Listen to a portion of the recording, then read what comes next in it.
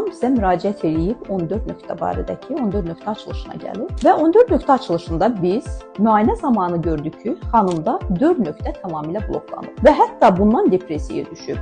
Əsasən nöqtələrin açılışı gələcəkdə xəstəliklərə tutulmayasınız deyə. Yəni blokaj nöqtələri gələcəkdə sizə hansı xəstəliklər göstərəcəksə, onu bildirir və biz də həmin nöqtələri sizdə bərpa edirik, enerji nöqtələri balanslaşdırırıq.